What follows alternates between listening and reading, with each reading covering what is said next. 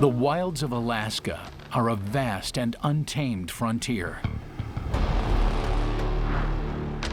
I don't think there's much that separates life and death in Alaska.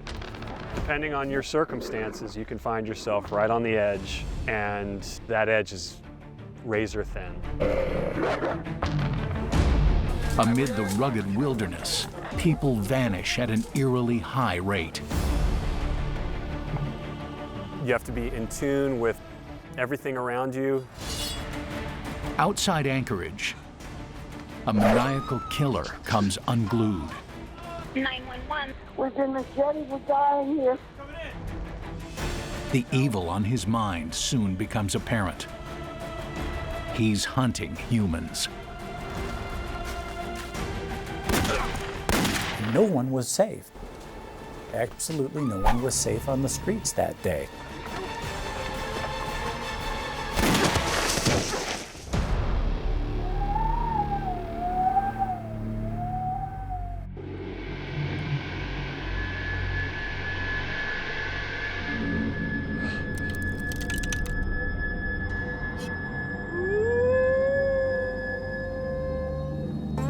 Long considered the breadbasket of Alaska, the Mat-Su Valley lies just outside of Anchorage.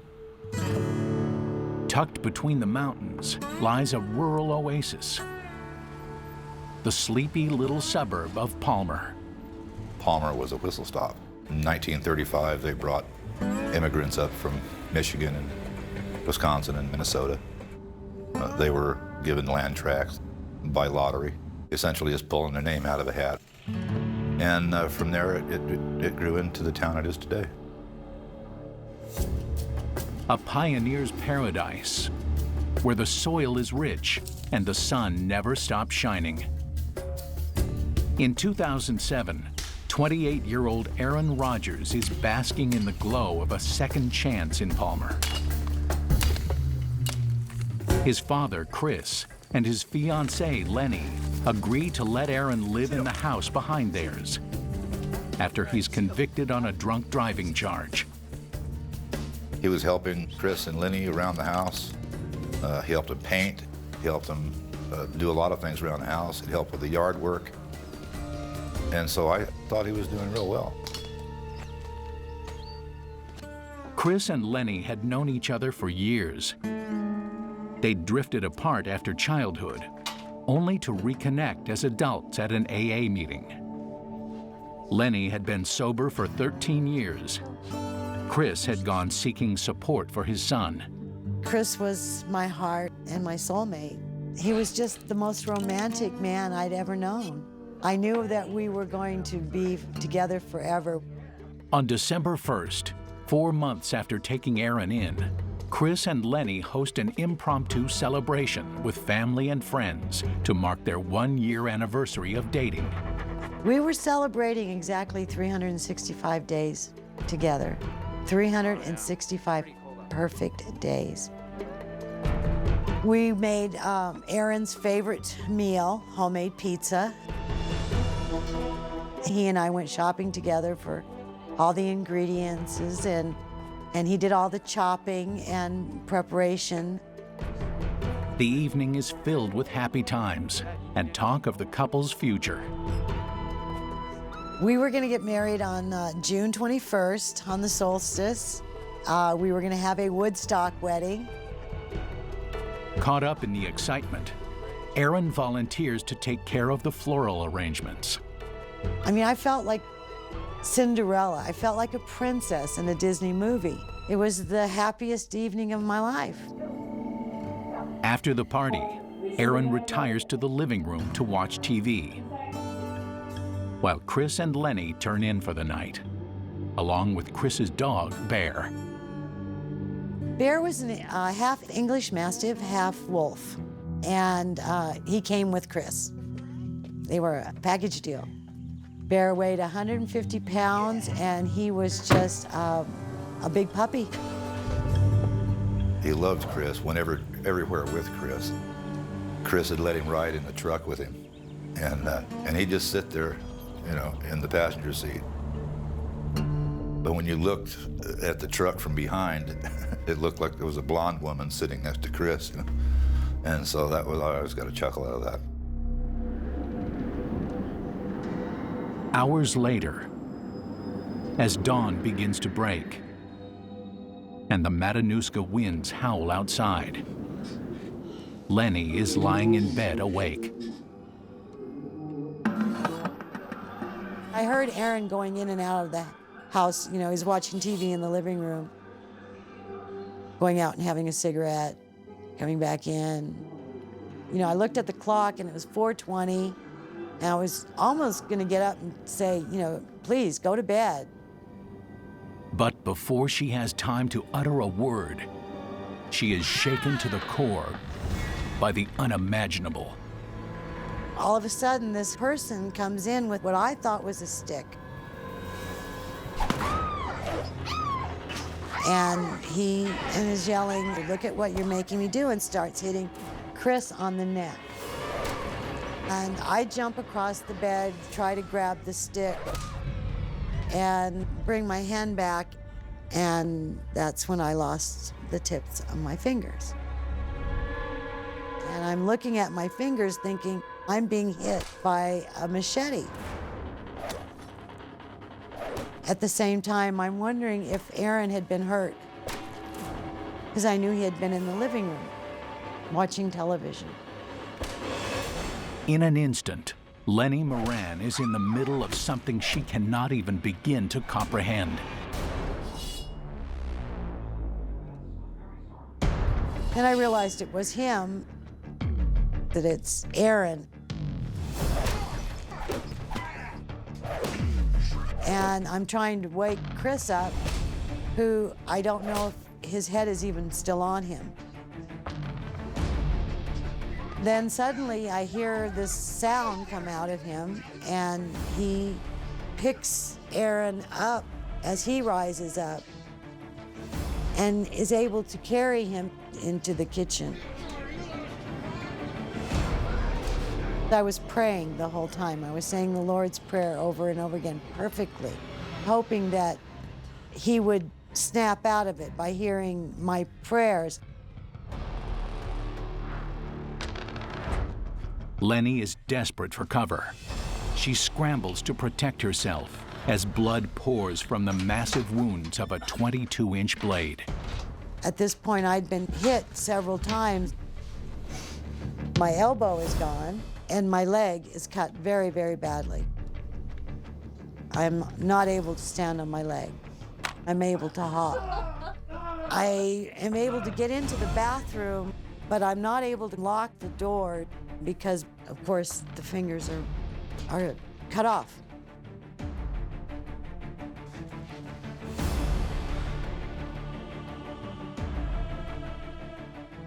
Seconds later, Aaron barges through the bathroom door and overpowers her. He slashes her repeatedly, bringing the machete down again and again. I wasn't really thinking about what he was doing. I was more in the present moment. I had no fear and I had no pain. It was more like I was just waiting to go to the next chapter. I never expected to live. At one point, I look him in the eye and I say, "We're dead. You've killed us. You can stop now." And he does. And I think, well, gee, I should have said that sooner. But then I realized Bear is pulling him off me. Bear must have went ballistic. He knew what violence was. He couldn't tell the difference between play and real. To him, it was all real. I'm certain that when he saw what was happening, he absolutely intervened. Bear viciously chases Aaron out of the house. He takes cover in his father's truck and flees the scene. Back in the bathroom, Lenny is terrified Aaron will return. She uses her teeth to lock the door and her engagement ring to call for help. 911. Was in Machete was dying here. He came in the room. He started chopping us up. My arm is barely on my body. My fingers are cut off. Please help us. Please. God have mercy on us all. Chris Rodgers and his fiancée, Lenny Moran, have it all. But their fairy tale romance becomes a nightmare when they are attacked with a machete at the hands of Chris's own son, Aaron. Lenny takes refuge in the bathroom, but it's not enough to protect her from Aaron Rodgers' relentless assault. Finally, Chris's dog, Bear, pulls Aaron off her. Barely alive, she manages to call 911. The person with the machete still there? Yes, clear. Okay, hang on. I'm going to get you over to troopers. We're going to get help on the way. I need you to stay on the line. I'm passing out.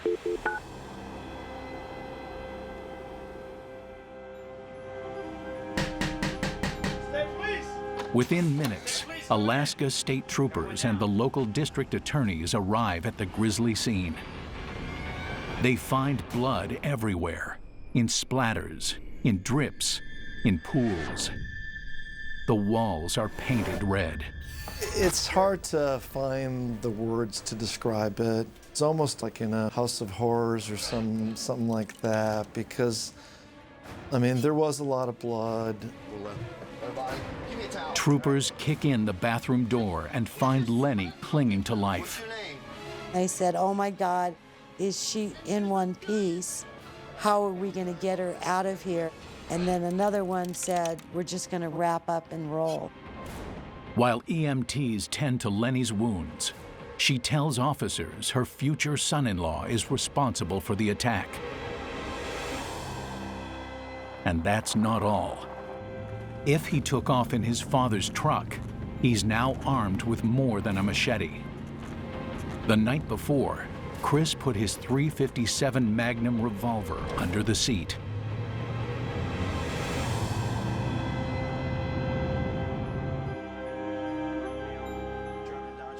We had a party. We didn't feel secure putting it anywhere in the house, so Chris put it out in the truck.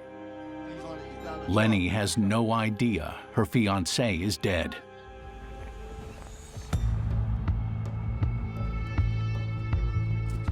Alaska state troopers scour the property, but can't find the assailant or his weapon.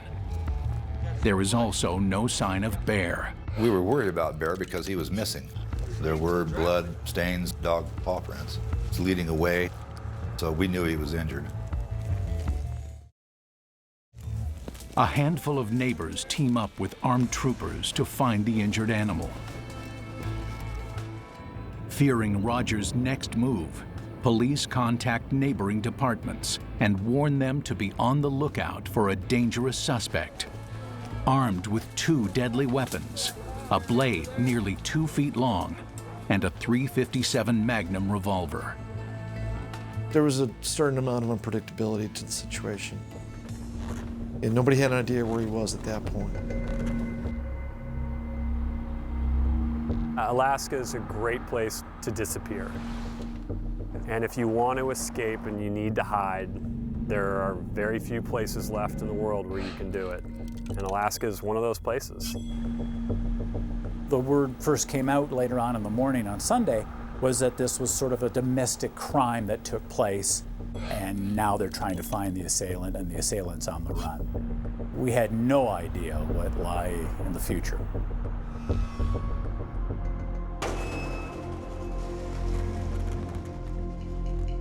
Police issue an all-points bulletin for the truck Aaron Rodgers is driving. Family and friends are on heightened alert.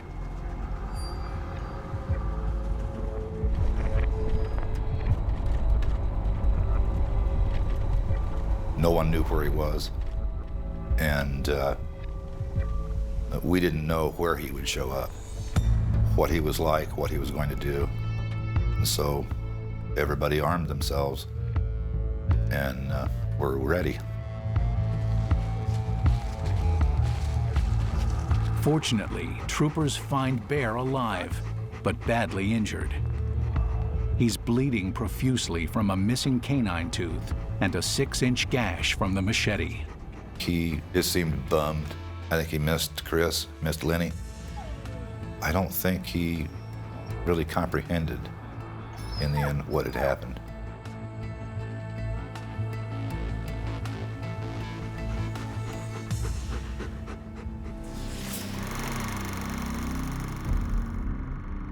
Meanwhile, a criminal background check on the suspect suggests the machete-wielding madman is a habitual offender who knows how to beat the system. Aaron Rodgers Jr. had a tumultuous past. He'd been in trouble with the law on many occasions. As a teenager, Rodgers was twice caught stealing. His family sought help, enrolling Aaron in the Alaska National Guard Youth Corps Challenge, a program designed to help problem kids turn their lives around. But it had little effect. As much as Chris tried, he just couldn't reach him. He couldn't make him understand the road that he was headed down was going to lead to destruction. At age 19, Rodgers put the lives of those living in the heavily populated area of Eagle River at risk by setting 2 forest fires on the same day. He was sentenced to probation after his family intervened and asked the judge for leniency. A domestic violence conviction followed, then a drunk driving charge. He got another slap on the wrist. All of these things got him probation, 2 years probation here, 5 years probation there, but no real jail time to speak of. Oh, he was the second chance kid. Aaron was very good at, I'm sorry, I'll never do it again. He was very, very good at that. In July 2007, he was arrested a second time for driving while intoxicated. His father again came to his rescue. We kind of felt that maybe third-partying him, having him in our home, seeing what a sober life was like, would be helpful for him. And we wanted to extend him that opportunity. He needed guidance, he needed love, he needed understanding, he needed stability. And that's what Mr. Rodgers and Lenny were trying to do, trying to give him.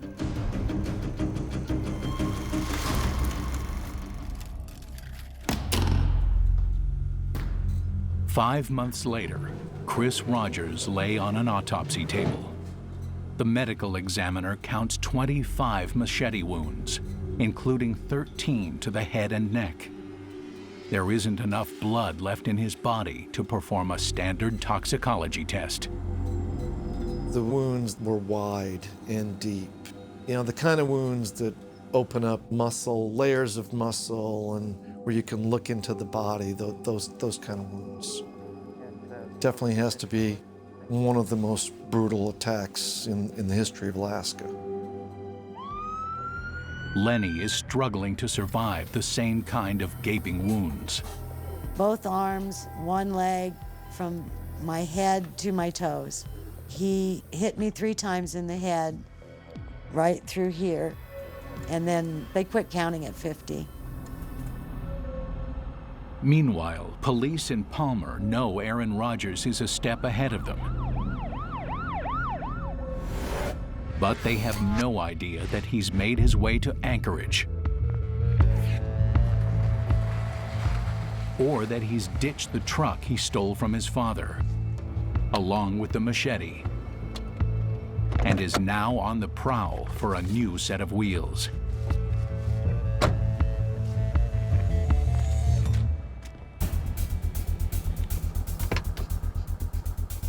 He was looking for an opportunity, so he jiggled doors. His idea was, if I can get a car, I can get out of town and continue my flight. But there's someone standing in his way. 27-year-old Jason Winger, a graduate student at the University of Alaska. But he wanted to be on his own, and I think he was looking forward very much to being on his own so that he wouldn't have to rely upon his parents as a 20-something-year-old, and I think that was part of what motivated me. Even though he was somewhat apprehensive about going so far away into such a wild place as Alaska. That morning, Jason is sitting in his car. He's waiting for it to warm up before heading to church.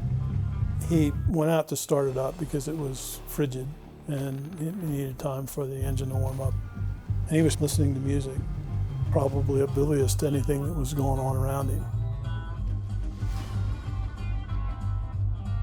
Out of nowhere, Aaron Rodgers walks up to the driver's side window and opens fire. 2 shots echo through the still morning air. The noise of the gunshots startled Rodgers to the point where he thought he was going to wake up the entire neighborhood. He's further alarmed when the weight of Jason's body collapses against the accelerator, revving the engine. Rodgers takes off on foot.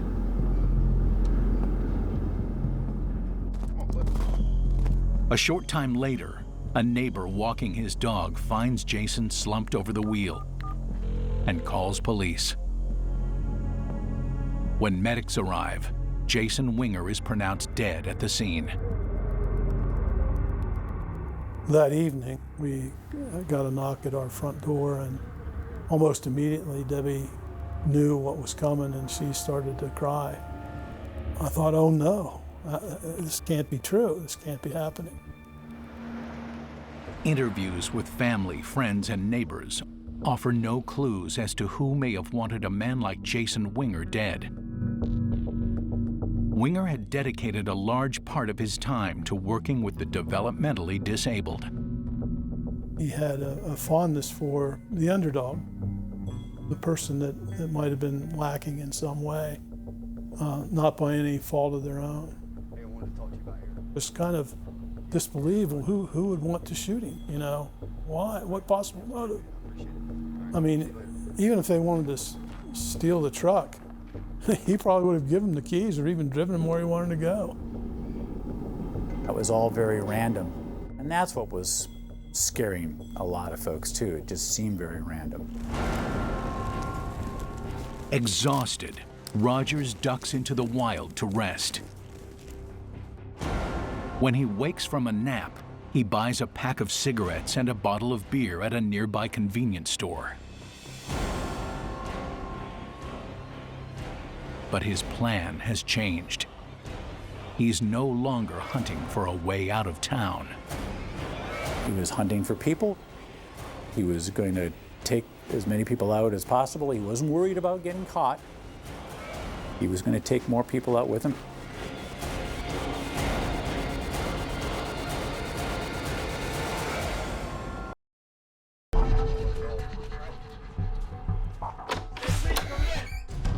A dangerous double murderer is on the loose in Anchorage, Alaska.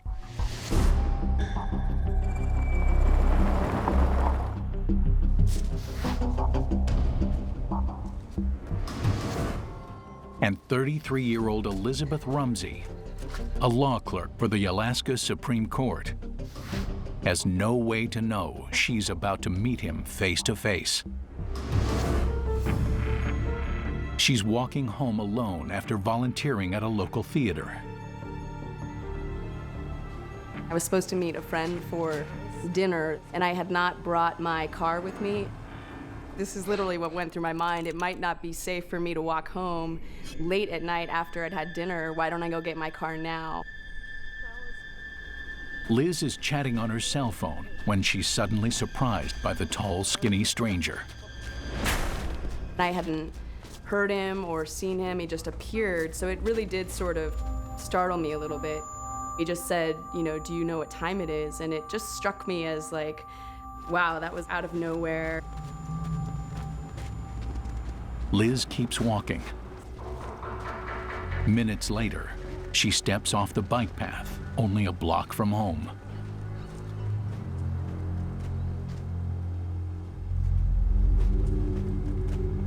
I didn't have that creepy feeling you have when you're being followed. I just got back into my conversation and didn't even mention the interaction to my friend and just carried on.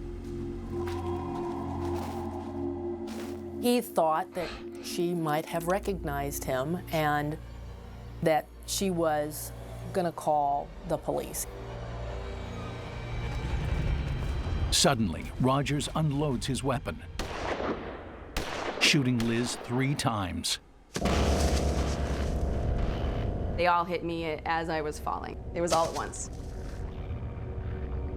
The phone fell out of my hand and I could see it like 5-6 feet away, and I remember yelling to my friend, "I've been shot, I've been shot." The sound of gunfire draws residents from their homes, and they call for help.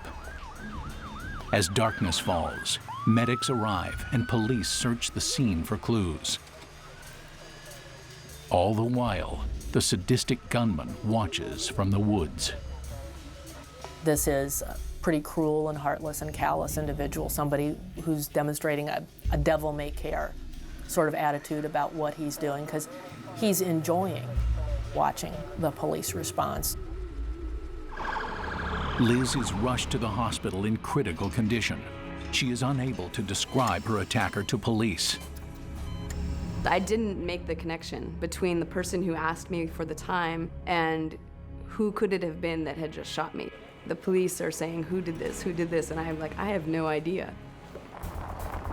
While Alaska state troopers search for the man behind a gruesome machete attack, Anchorage police are now scrambling to find a gun-toting killer of their own. The city of Anchorage is held hostage. Neither department realizes they're hunting the same suspect. Everybody was terrified. People were concerned that this guy was going to pop out anywhere and kill them. The following morning in Anchorage, an architect and married father of 2 glances at the newspaper on his way out the door. Aaron Rodgers' picture is plastered on the front page. He's now a wanted man, charged with murdering his father with a machete and slashing up his fiancée. The man gets in his car and starts the engine to warm the vehicle for the drive to work. While he's doing that, Aaron Rodgers is watching. And this time he doesn't make the mistake that he made with Winger. Rodgers waited for him to get out of his car, and Rodgers ambushed him. In a flash, the architect is in the middle of his own worst nightmare. Rodgers pulls him out of the Jeep. As the man struggles with his attacker, Rodgers fires 5 shots at point-blank range. He was basically on a rampage. He was going to take this out on anybody who crossed his path. Aaron Rodgers is on a killing spree. The man who hacked his own father to death with a machete is on the run. He's desperate to find a getaway car and isn't about to let anybody stand in his way.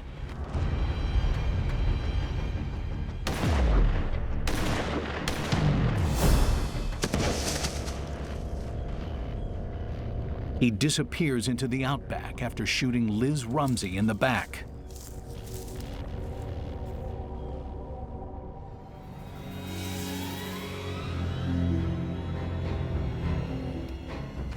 Only to surface again in the driveway of an Anchorage man who is getting ready to leave for work. Who are you? Surprised by Rodgers' brutal attack, the man fears he is inches away from certain death. Rodgers pointed the gun at his head, and he turned his head at the very last moment so that he was shot through the neck, but not squarely in the face.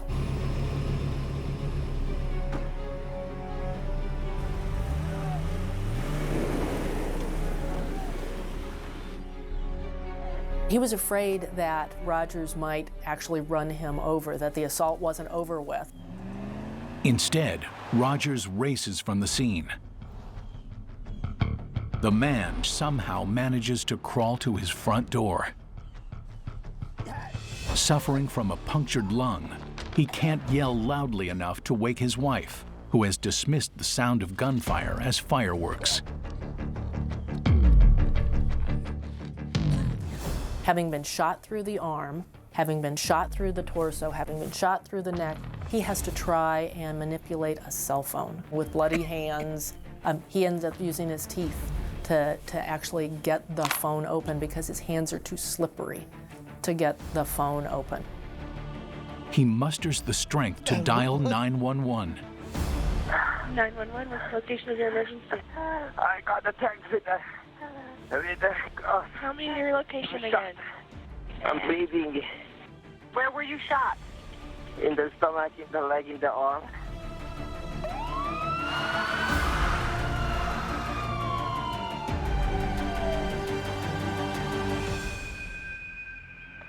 Seconds later, police and paramedics are at his side. He is able to describe the getaway car and the gunman. He was amazingly detailed in his account. The man is an architect. The man is a person who is accustomed to being precise and detailed. Police, I think at this particular point, have their aha moment and realize that all this has to be connected, that this has got to be their guy from Palmer. Immediately, Anchorage police join in the hunt to stop Aaron Rodgers before harm comes to another innocent person.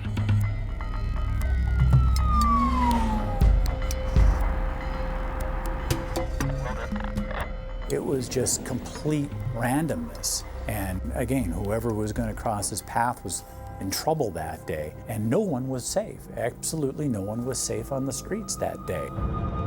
Not even the police. Officers are deeply disturbed by what they might encounter when they find Rodgers, and know they must be prepared for anything given the cold, calculated premeditation of the Machete attack. When people sleep, they're really defenseless. You know, he just took advantage of that situation. He had to think about it. He was there the evening before. He went back to his place on the property where he had the machete. There had to be some thought process that went into it that, you know, that he was going to do this and how he was going to do it. There were arguments between Chris and Aaron like normal father and son would have, but nothing more than, you know, I've had with my own son. And I've never thought he would pick up a machete and kill me.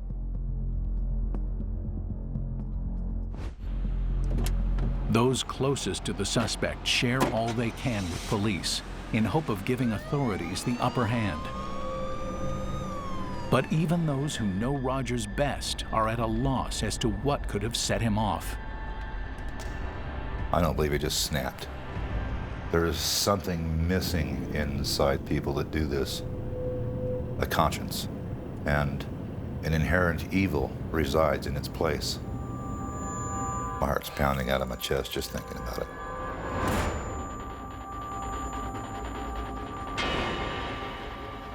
Minutes after the assault, Anchorage police close in on Rodgers.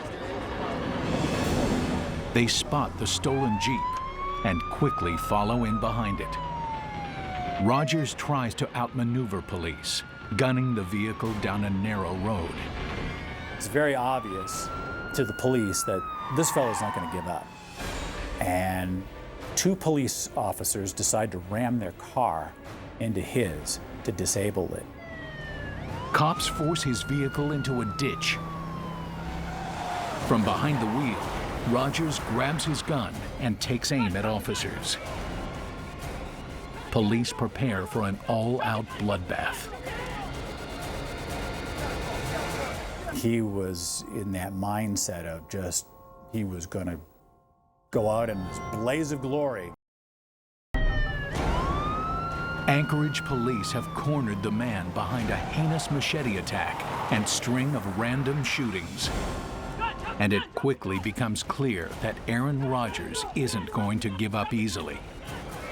He takes aim at officers and attempts to fire, but his .357 Magnum revolver jams.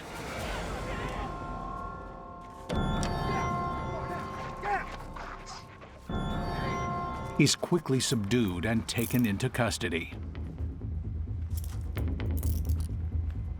After his arrest, police confiscate the gun. Inside, they find 5 live rounds and plenty more in Rodgers' jacket. Aaron Rodgers is charged with 2 counts of murder, 3 counts of attempted murder, and injury to an officer who was involved in the wreck that led to his capture. The truck he'd stolen from his father is found at a nearby gas station, with the bloody machete still inside. He bought it at a garage sale, and I remember clearly Chris telling him that that was going to be his best friend at a campsite. Investigators have both murder weapons in hand, but not a single explanation for the deadly machete attack on Rodgers' father and fiancée, or the shootings of 3 innocent bystanders.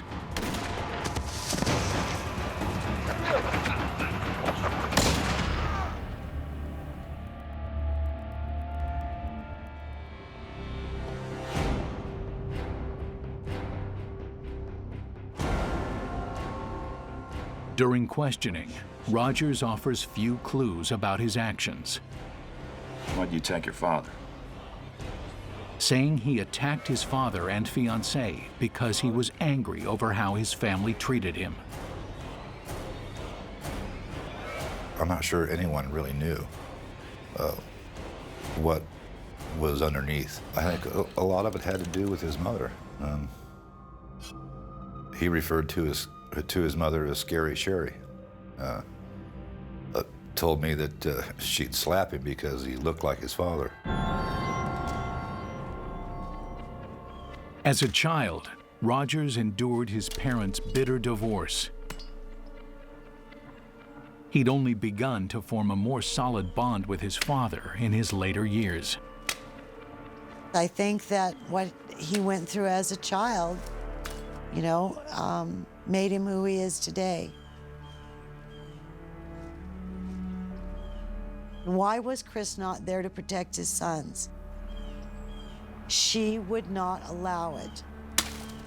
That was her way of punishing Chris for not loving her. Plain and simple.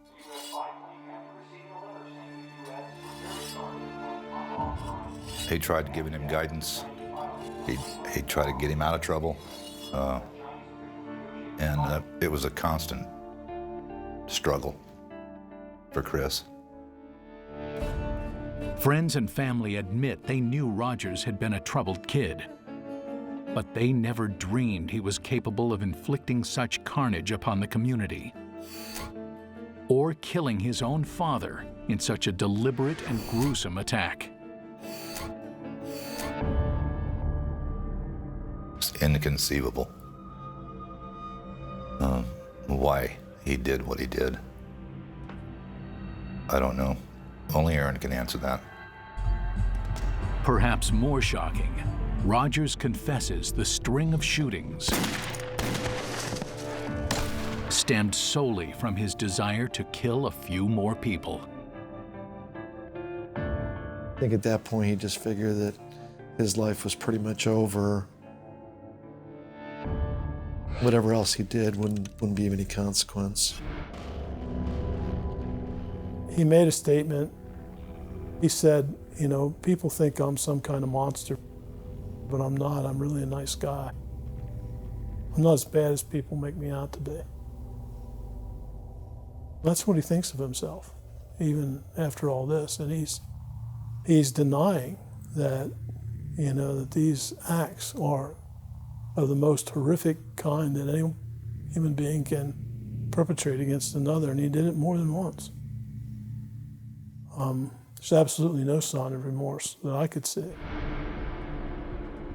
Although Rodgers is tried separately for his crimes, prosecutors describe the man behind such vicious attacks the same way: manipulative, merciless, and self-centered. But they contend he's far from crazy and has never shown any remorse, not even for the murder of his own father. He mentioned that it took some force to commit these crimes, and I think he mentioned he had some regret, if anything, he had some regret that he didn't use a more efficient weapon, that being the gun that he found in the truck.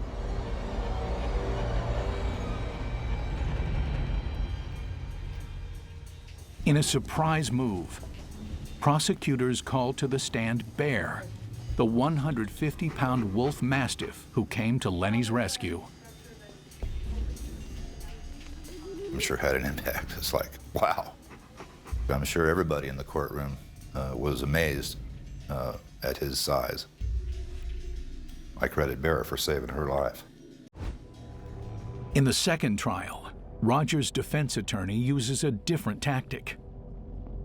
He claims his client clearly wasn't in his right mind during the string of shootings, and that he had heard voices in his head that commanded him to kill. His claims of mental illness were never documented anywhere but during the trial. They were never alleged anywhere but during this trial. He was narcissistic. That's not a mental health diagnosis that would lead anybody to believe that he was mentally ill. He was narcissistic. He had a chip on his shoulder. He was a narcissistic loser. Rodgers is found guilty in both trials. Jason Winger's family still struggles with their loss, but have managed to find comfort in the faith they shared with their only son. He recognized that he wasn't any different than Aaron Rodgers, except by God's grace. Aaron Rodgers is the kind of person that Jason would see as someone who's kind of the underdog, you know, everyone's against him kind of thing. And it seems apparent that that's how Aaron Rodgers viewed himself. You know, everyone was against him. You know, no one took his side.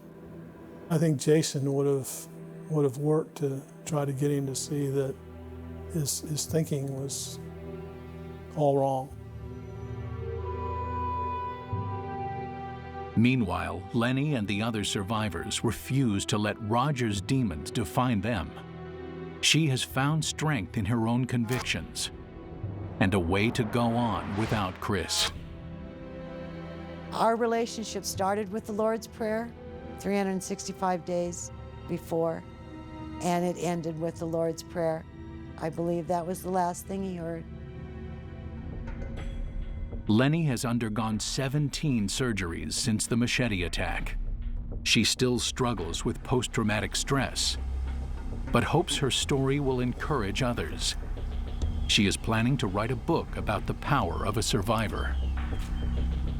This is really strange, and people don't understand when I say it, but the attack was the easiest part of the whole experience, and it was spiritual. I mean, I was in the arms of God. I felt a peace about it. When I was in the hospital, I felt cradled. When I was in that room alone, I felt comforted. I felt lifted up when I went to get the cell phone. There is no way that I could have gotten up from the floor because I couldn't do it for a year afterwards. The man attacked in his driveway still resides in Anchorage and continues his work as an architect. Liz Rumsey, the former law clerk, made a full recovery and is now a practicing attorney. For me, it felt like I'd been struck by lightning. It's that sort of randomness. I wasn't really like, why would anyone do this to me? I sort of knew that it wasn't me. It was just wrong place, wrong time. I didn't really feel concerned that like I was targeted. Shortly after the attack, Bear was named Most Courageous Dog in Alaska by the Humane Society of the United States. He was a majestic, gentle giant, and very regal, and fearless, courageous. He deserved that, absolutely. Sadly, he succumbed to cancer a year and a half later. Lenny was with him when he died. His head was in my lap. His ear was right next to my heart, and so he could hear my heart beating. And he only knew love. He just looked at me and slowly closed his eyes. The hardest thing I ever did was put down that dog, because that dog saved my life.